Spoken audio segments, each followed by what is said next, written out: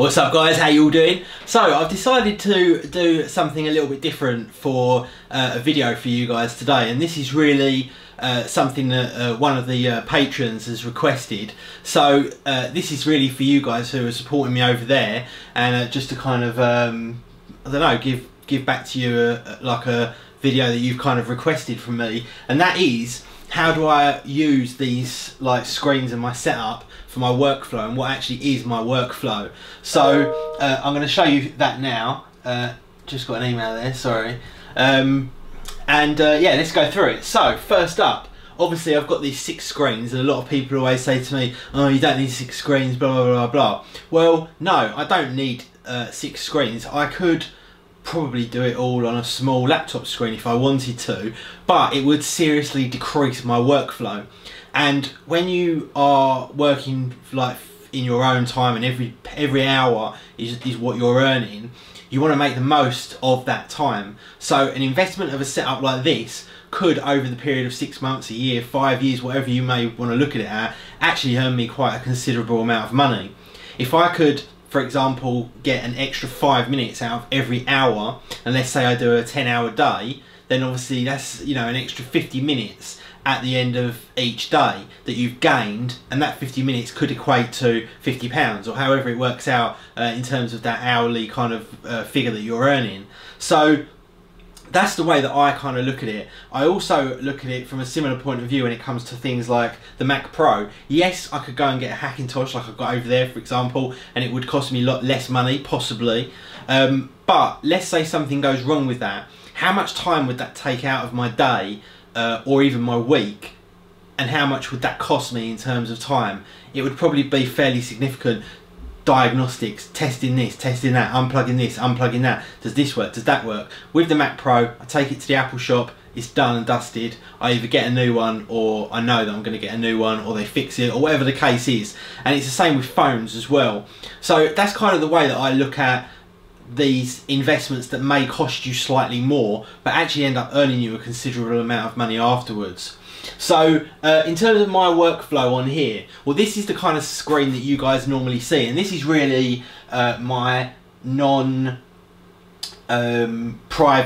screen space, if you like. I call them workspaces, and this is on here is where I've got my day-to-day shit going on. You know, I've got like social media. I've constantly got Twitter over there. I have normal timeline on one, and then I have mentions on another. I've got like my utility activity monitor over there telling me, you know, the status of the hardware on my machine, for example. I have a browser on the middle screen. I've got my CCTV stuff up there, and quite often I'll have like a terminal screen going on that corner where I'm connected to a Linux box or a router or something like that, a Netscaler or a F5 or something.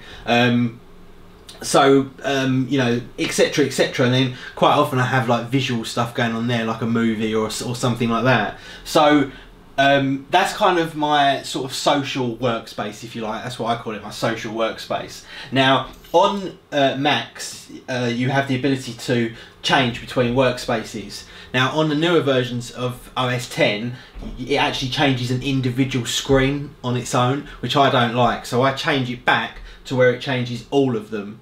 There are certain negatives to that. For example, when you take an application full screen, let's just do it for example here, it blacks out all of the rest of them, which is a real pain in the arse. But for me, I have to do it that way because it just suits my workflow. So if I want to change workflow to another scenario, so at the moment, you know, I've got some social time going on. I'm checking my Twitter, checking, you know, this, that and the other, just basic kind of day-to-day stuff. But then I also do trading stuff as well. Let me just get rid of that for now. So I also do a lot of stuff with IG Index and Bucks, and I also do a lot with Bitcoin as well. Now I can't bring up those screens because there's sensitive information on it, and the way that I've got everything laid out and what I'm looking at and all that is too private. So unfortunately I can't show you, but I've left the only one up there that is non-kind of private, which is the Bitcoin ticker from Bitcoinity. So as you can see, I can easily go from sort of day-to-day social, and at a glance, all in one view, I can get all of the information that I need. Now if I was doing this on only 3 screens or 2 screens or whatever the case may be, I'd have to be alt-tabbing between everything all the time, and that would mean that at a glance I can't get a full visual picture of everything that is going on all in one go, which for me I need to make my workflow more efficient, and that's how I kind of look at it. Now in addition to that, for example over here I've also got another kind of line of business which is all around IT and all that sort of stuff. Virtualization, mobility, all that kind of thing, and you can see here that I'm connected to a whole number of Windows servers and ESX environments and vSphere and XenApp and XenDesktop and XenMobile and all this kind of stuff, and that is on here. So instead of having to tab again between these things, I might be installing VMware on one and updating another on another, etc, etc, and I'd have to constantly keep flicking between. Has this one finished? Has this one finished? Flip back to the other one, flip back to the other one. And I still have to do that a little bit, but with this setup, for example, I'm connected to 4 completely separate environments here, and I can see very, very simply what stage I'm at each one. Now obviously I've stopped what I'm doing on all of them for privacy purposes, but you get the idea. And then, you know, I can quickly flip back to a completely different workflow, just like that, and then I can crack on with another workflow.